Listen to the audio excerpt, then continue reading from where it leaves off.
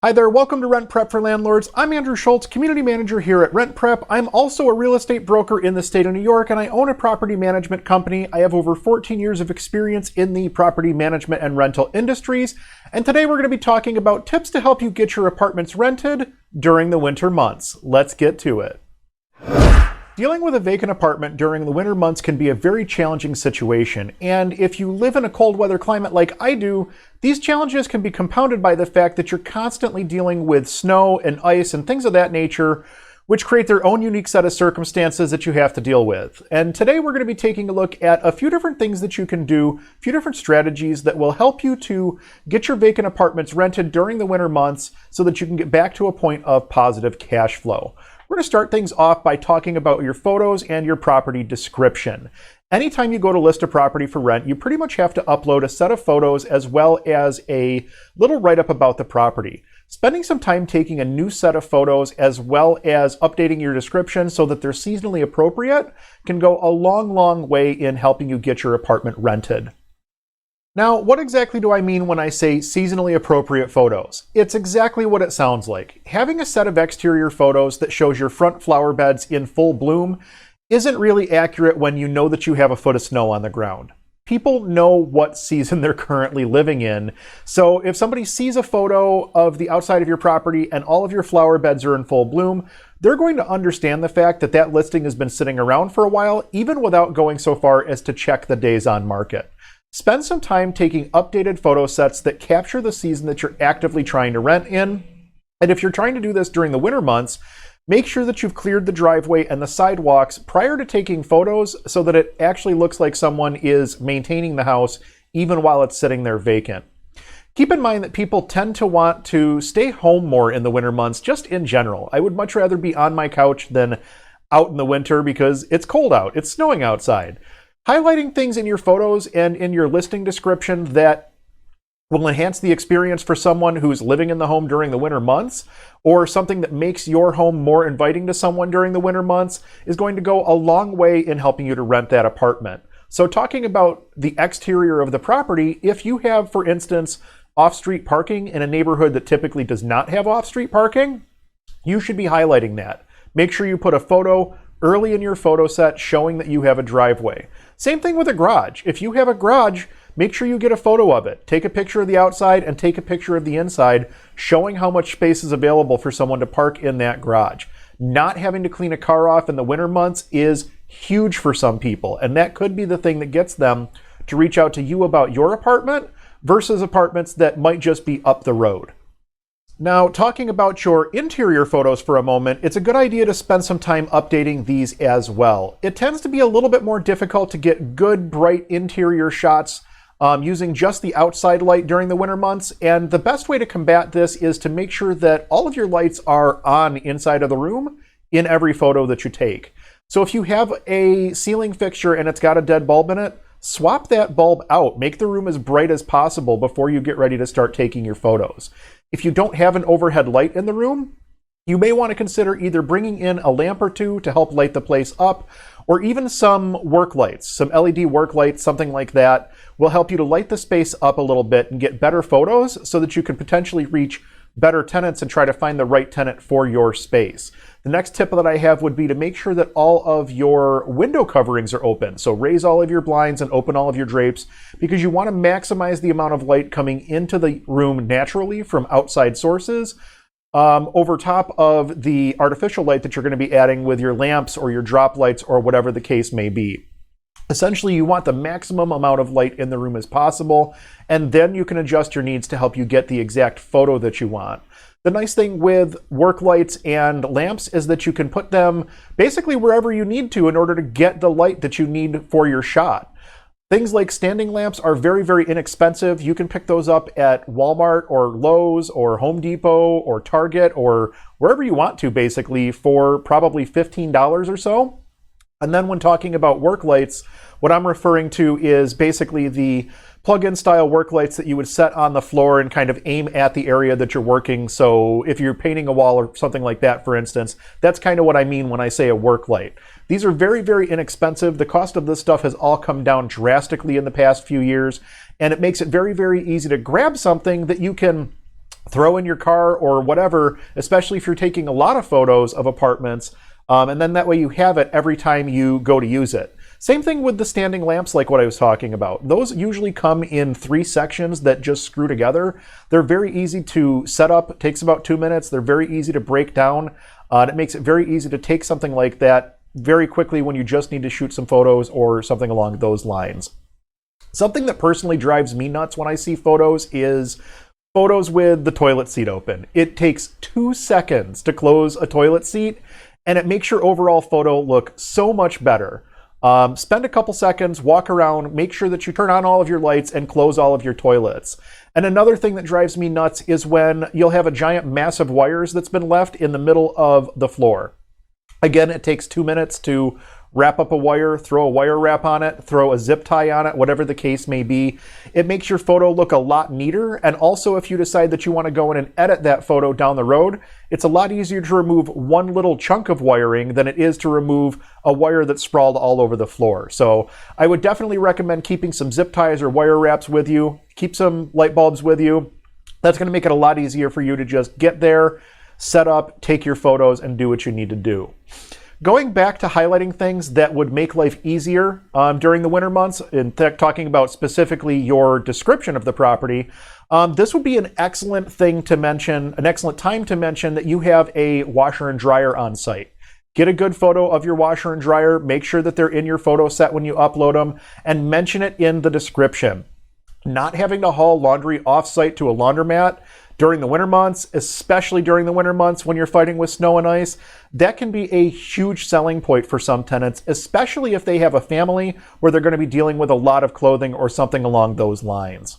Energy efficiency is also something that some tenants are starting to think about. So if you, for instance, have all brand new energy efficient windows, that's definitely something worth mentioning in your description. It's going to look a little weird to take a picture of a window and say, ooh, energy efficient windows or something like that.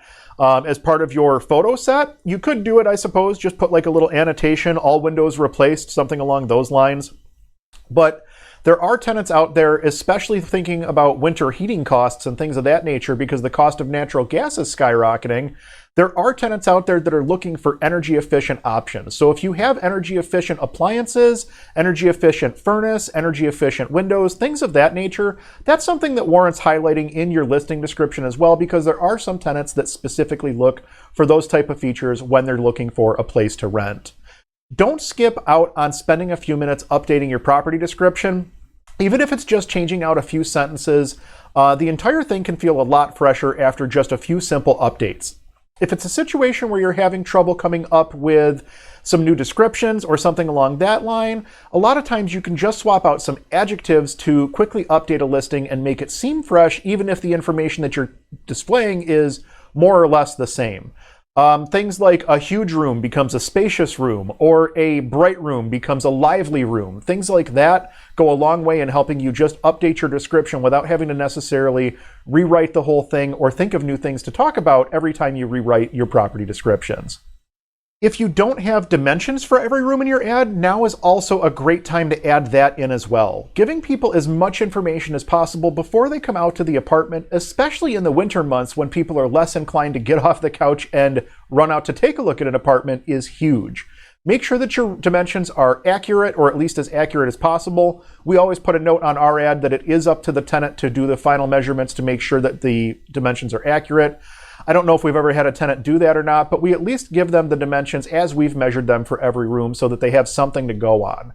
Oftentimes, if I'm measuring a room and it has a closet in it, I'll make a note of that on the dimensions as well, so that in a lot of instances, especially here in the city of Buffalo, a closet's not necessarily a included by default thing in every bedroom. We have a very old housing stock, so making notes of things that are unusual for the area is huge in your listing description. So if we have bedrooms that have closets, we always make sure to notate that there's a closet in that bedroom. That goes a long way when tenants are thinking about how they're going to go about storing all of their stuff. You may also want to consider some sorts of virtual leasing options, such as either a video walkthrough or a 360 virtual tour. We're actually going to have a separate video coming up on how to film, narrate, and upload a walkthrough video. That's going to be coming out sometime in the next few weeks, so please stay tuned for that as well. Now, changing topics a little bit here, the next thing I wanted to talk to you about is staying on top of your leads. Once you have people that are reaching out to you about the apartment, the faster that you can get back in contact with those people, the better chances you have of landing one of those potential renters as an actual renter. Believe it or not, if you are able to connect with someone within 5 minutes of them sending you that lead, within 5 minutes of them reaching out to you, you are 10 times more likely to actually make contact with that person and move them into the next stage of the game, which more than likely is going to be a showing or whatever the situation may be. But the need for speed is very, very evident when it comes to leads. You have to be on top of leads as much as you can be, and the faster you can get to a lead, the faster that you can respond to a lead, the more likely you are to actually do business with that person, the more likely you are to actually connect, show them the apartment, things of that nature. The point I'm trying to make here is that the first person to contact a potential tenant is typically the first person that that tenant is going to start the rental process with. The early bird gets the worm, so to say, and if you're the first one to get back in contact with that potential tenant, they're probably going to come and look at your place before any place else. If you take over 24 hours to respond to a lead, that prospective tenant has likely already moved on to another property and probably won't ever get around to contacting you back. This is especially important when you're dealing with leads on Facebook, Zillow, Trulia, and HotPads. I call Zillow, Trulia, HotPads the big three, and Facebook is honestly one of the other big places that we get most of our bulk rental leads from. And those sites make it incredibly easy for a tenant or a prospective tenant to come on and say, I'm interested in this one, and this one, and this one, and this one, and this one. And that's all they have to do, because they know that eventually people are going to start reaching out to them to try to fill these apartments. So it's much easier from the tenant side than it is from the landlord side to kind of narrow things down a little bit. And the best thing that I've come up with for this is to basically have a quick response that you can copy and paste over and over and over again as people respond to your message. Make sure that it includes the appropriate information, whatever the next steps are, if you have an open house, how to schedule a showing, whatever the case may be. But having something that you can copy and paste and respond to from your cell phone or whatever the case may be is ultimately going to make it a lot easier for you to respond to messages quickly and be on the top of the pile when it comes to managing your leads. While I was doing the research for this video, I actually came across an interesting statistic that I think makes sense to share here as well. The latest research shows that almost 25% of all leads go completely unanswered. So just by sending a quick message, any message, you're already going to be ahead of 25% of the landlords out there just by going out there and answering the leads as they come in. Speed to lead is incredibly important when you're trying to fill a winter vacancy, because there are only going to be so many good quality tenants out there, and you want to make sure that you're snapping one of those good quality tenants up for yourself. Again, we're going to talk more about that in just a minute, but before we jump into that, I do want to talk a little bit about some incentives that you might want to consider offering to make your place even more appealing. Now, I left this till a little bit later in the video because some of these things are going to cost you some money. And honestly, I think that you can probably get by with just doing a new set of photos and updating your description and being good about communicating faster with your prospects. That's 90% of the process right there, in my opinion. I think that incentives are something that you can offer, but don't necessarily need to offer right off the bat.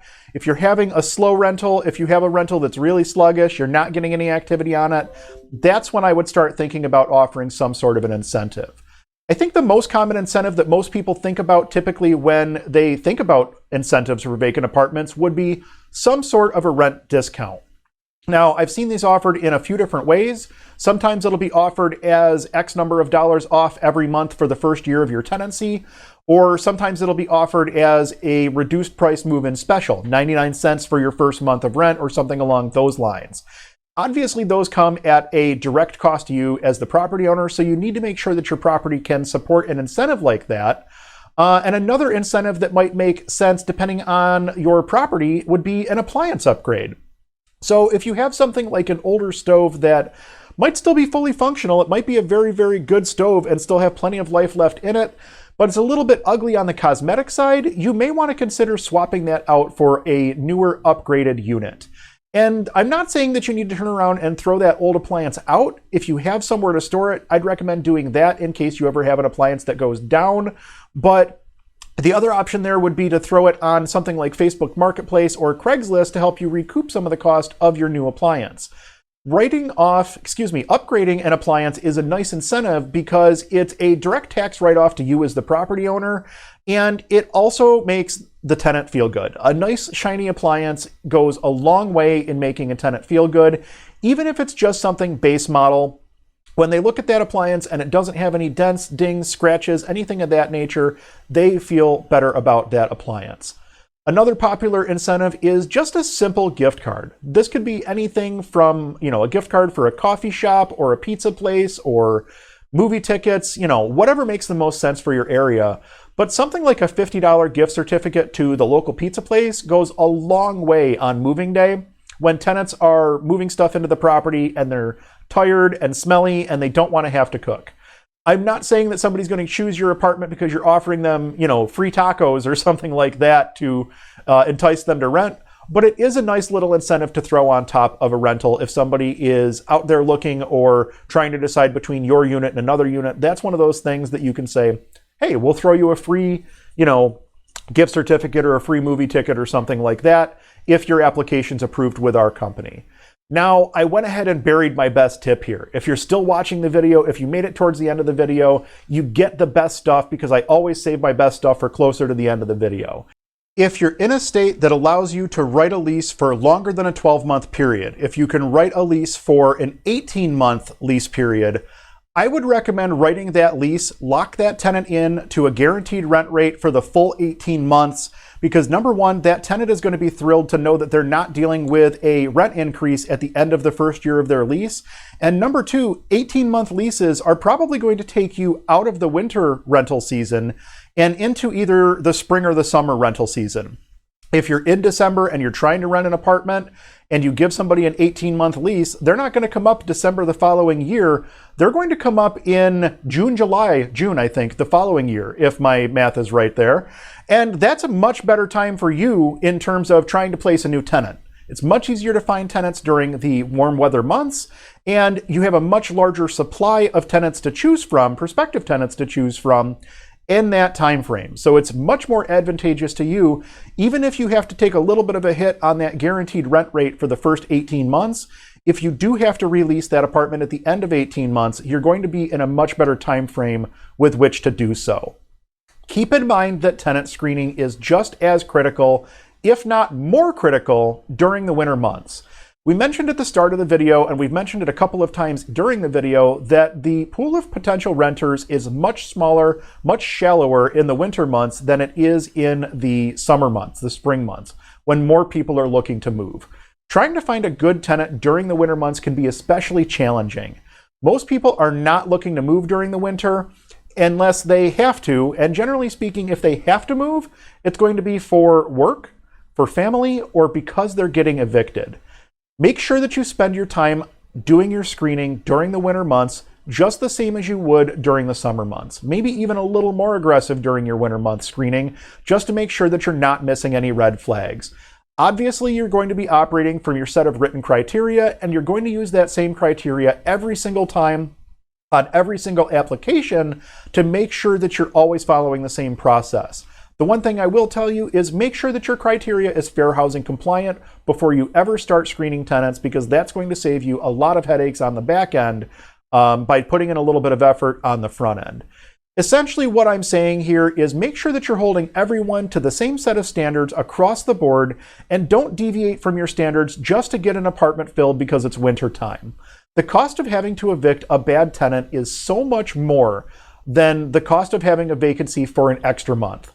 I often tell my property management clients that I would rather let their apartment sit vacant for an extra month rather than put a bad tenant in or a tenant that doesn't meet our criteria, because I know that our criteria prevent our eviction totals from climbing on a monthly basis.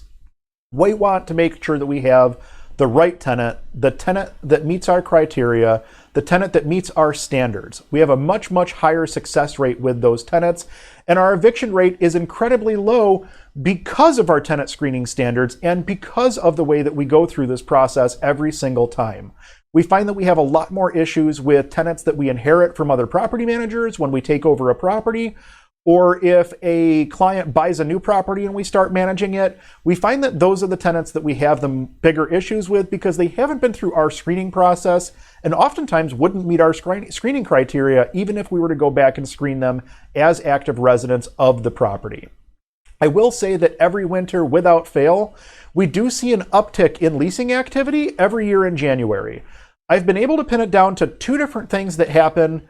And it seems to be that over the holidays, one of two things happens for a lot of people. Either they realize that they want to spend the rest of their lives together with the person that they're with, which oftentimes leads to an engagement and a move, or they realize that they no longer want to be with the person that they wanted to be with for the rest of their life, and one of those people typically winds up moving into an apartment as part of a divorce proceeding or something along those lines. Sometimes it's for the best, sometimes it's for the worst, but I can tell you without fail, every single year, we do see that happen in the month of January. So there you have it. Winter rentals can definitely be challenging, but it doesn't have to feel like you're getting hit with a snowball in the face every single time you have to rent one of these things out. Follow these steps, get a little bit better class of tenant coming through your apartment, and overall, your life will improve. Are you still having struggles getting your apartments filled during the winter months? Drop us a comment down below and tell us about it. Don't forget to like and subscribe. Thank you so much for watching. I'm Andrew Schultz with OwnBuffalo.com for RentPrep.com, and I'll talk to you soon.